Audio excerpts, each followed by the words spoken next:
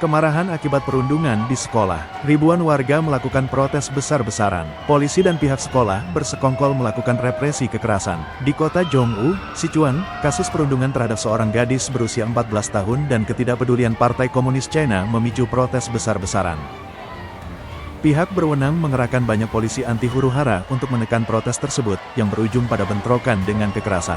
Banyak pengunjuk rasa dipukuli dan ditangkap. Menurut NTD TV, gadis itu dibawa teman-temannya ke sebuah gedung yang belum selesai di mana dia dilecehkan secara verbal dalam serangan kelompok. Para pelaku mengunggah video insiden tersebut secara daring, memicu kemarahan publik yang meluas.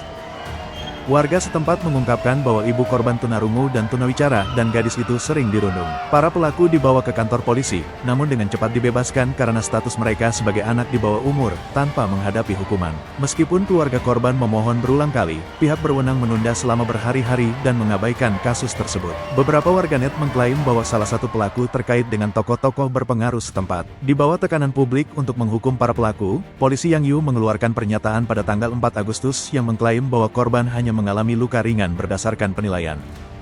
Dua pelaku menerima hukuman keamanan publik sementara yang lain hanya dikritik dan dididik. Tanggapan ini memicu ketidakpuasan di kalangan warga setempat, terutama orang tua siswa. Pada tanggal 4 Agustus kerumunan besar berkumpul di gedung pemerintah kota Yangyu untuk menuntut keadilan bagi korban. Kerumunan semakin membesar dengan beberapa warganet berkomentar bahwa keluhan publik di daratan China sudah dititik didih, dan setiap ketidakadilan dapat memicu perlawanan yang luas. Menurut sumber daring, pihak berwenang Yang Yu awalnya berinteraksi dengan kerumunan, membawa pengunjuk rasa ke dalam auditorium pemerintah untuk berdialog. Namun, kota Mian, yang mengawasi Jiangyu, sebuah kota setingkat kabupaten, segera mengerahkan sejumlah besar polisi anti huru-hara yang mulai menekan protes secara brutal. Video menunjukkan beberapa pengunjuk rasa ditangkap di pintu masuk pemerintah Jiangyu. Pihak berwenang menahan mereka di kendaraan yang biasanya digunakan untuk mengangkut ternak, mengarak mereka di depan umum dengan cara yang memalukan dan mengintimidasi. Meskipun demikian, para pengunjuk rasa tetap tidak gentar dan terus berkumpul.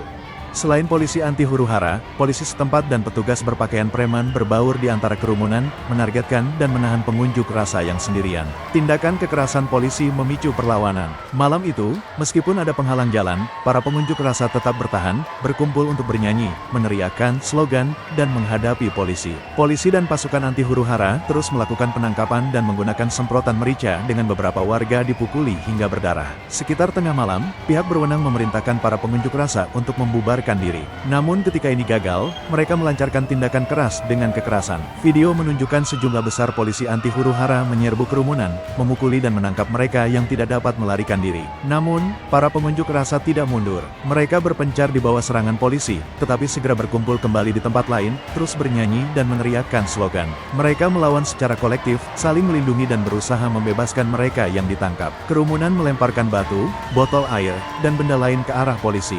Banyak pengunjuk rasa menggunakan ponsel mereka untuk melakukan siaran langsung di tempat kejadian. Banyak video menunjukkan kabupaten itu berubah menjadi kacau dengan konfrontasi dan kekerasan di berbagai distrik.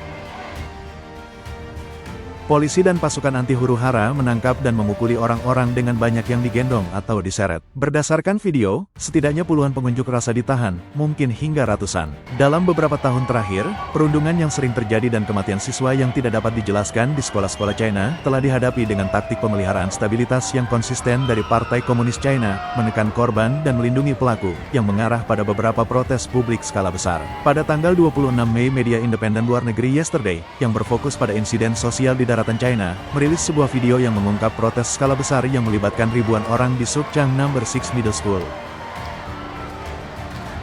Menurut laporan, Wu Yiya, seorang siswi berusia 13 tahun di Sukchang No. 6 Middle School di Provinsi Han, jatuh hingga meninggal dari sebuah gedung setelah dikenai hukuman fisik oleh gurunya, memicu protes yang meluas. Pengunjuk rasa dengan marah memecahkan jendela kaca sekolah, dan sejumlah besar polisi anti huru-hara dikerahkan, menangkap orang dan menggunakan semprotan merica. Pada Januari tahun 2025, seorang bocah 17 tahun di Puchang County Vocational Education Center di Shanxi meninggal setelah jatuh dari sebuah gedung. Keluarganya menuduh perundungan, tetapi pejabat mengklaim itu bukan kasus kriminal, memicu protes lain oleh puluhan ribu orang. Pada Desember tahun 2023, seorang siswa sekolah menengah di Kabupaten Ningling, Sangku Hanan, meninggal dalam keadaan misterius dengan beberapa lubang di lengan mereka, tampaknya disebabkan oleh obeng. Pihak berwenang Partai Komunis China bersikeras itu bukan kasus kriminal dan menolak untuk menyelidiki, memicu protes oleh puluhan ribu orang, termasuk pendukung dari provinsi lain. Komentator independen Kai Sen Kun membagikan video itu, menyatakan bahwa insiden perundungan yang memicu protes publik skala besar mencerminkan kemarahan dan ketidakpuasan yang mendalam di kalangan komunitas akar rumput terhadap ketidakadilan. Kegagalan pemerintah daerah dan penegak hukum untuk segera menangani insiden yang begitu jelas dan menyelesaikan krisis menunjukkan bahwa masyarakat China seperti tong mesiu yang siap meledak kapan saja karena suatu peristiwa mendadak.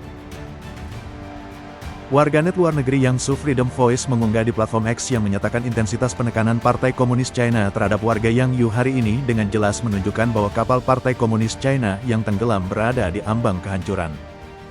Partai Komunis China tidak lagi dapat memprediksi percikan mana yang akan menyulut kapal yang rusak ini. Jadi bahkan bara terkecil mendorong mereka untuk bertindak seolah-olah menghadapi musuh yang tangguh, mengerahkan meriam air bertekanan tinggi untuk memadamkan satu korek api. Siapa bilang menggulingkan Partai Komunis China itu sulit? Lihat betapa gelisah dan paniknya mereka. Selama beberapa dekade, mereka telah menindas rakyat. Dan dalam mimpi mereka, mereka takut rakyat akan bangkit melawan mereka. Gangguan sekecil apapun membuat mereka bereaksi seolah-olah menghadapi ancaman besar.